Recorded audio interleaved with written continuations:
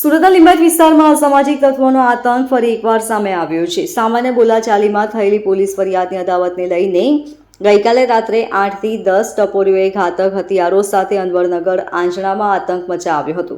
ત્યારે સમગ્ર મામલે પોલીસ ગણતરીના કલાકોમાં 6 આરોપીઓને ઝડપી પાડી કાયદેસરની કાર્યવાહી હાથ ધરી છે. સમગ્ર મામલે પોલીસ ફરિયાદ નોંધાતા પોલીસે ગણતરીના કલાકોમાં આરોપીઓની ધરપકડ કરી છે. પોલીસે 6 આરોપીઓની ધરપકડ કરી છે. પોલીસે મોહસિન ઉર્ફે બાબા ઉર્ફે કાલિયા, રઉફ પઠાણ, વિક્કી પુંડલિક મઘા જગદેવ, વિકાસ નાના ઇંદવે, સોએબ ઉર્ફે માચો હારૂન ખાન પઠાણ, રિયાન ઉર્ફે લકી મોહમ્મદ પઠાણ અને ઇરફાન ઇબ્રાહિમ શેખની ધરપકડ કરી છે. સલાબતપુરા પોલીસ સ્ટેશન વિસ્તારમાં કેટલાક આરોપીઓએ ભેગા મળી અને જૂની અદાવત રાખી એક વ્યક્તિ ઉપર હુમલો કર્યો હતો.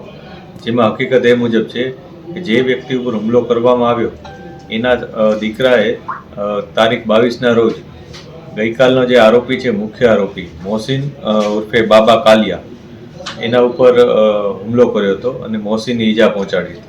આ વસ્તુનો બદલો લેવા માટે મોહસિને તેના અન્ય મિત્રો સાથે મળી અને જે ગત વખતેનો જે આરોપી હતો એના ફાધર ઉપર જીવલેણ હુમલો કર્યો હતો કે જેમાં તલવાર, ધોકા વગેરે હથિયારો સાથે એ 8 થી 10 માણસો તેના ઉપર તૂટી પડ્યા હતા અને તેની પાછળ દોડ્યા પણ હતા.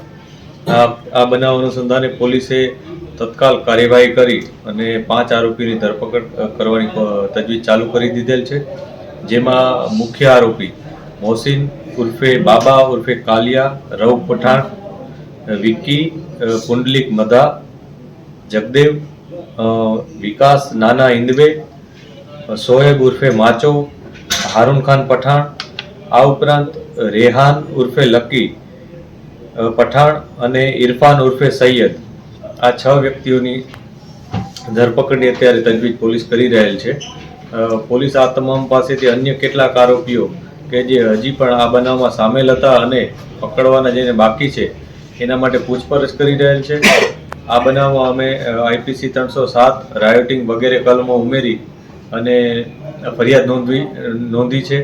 આ ઉપરાંત ફર્ધર પોલીસ કસ્ટડી મેળવવા માટે પણ અમે પ્રયાસ કરીશું કે જેથી આરોપીઓએ પોતાના જે હથિયારો છે તે ક્યાં છુપાવ્યા છે અને એની સાથે અન્ય લોકો કોણ કોણ સંડોવાયેલા છે, ઉપરાંત તેઓ કોઈ ગુનાહિત ઇતિહાસ ધરાવે છે કે નહીં અને અન્ય લોકો સાથે શું એ લોકોનો અણબનાવ હતો, તે તમામ બાબતોની તપાસ કરવા માટે અમે ફર્ધર પોલીસ કસ્ટડી માટે પણ એપ્લાય કરવાના છીએ.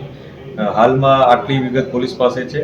અન્ય આરોપીઓની ધરપકડ માટે પણ પોલીસ પ્રયાસ કરી રહી છે. Bureau report LK star news, Surat.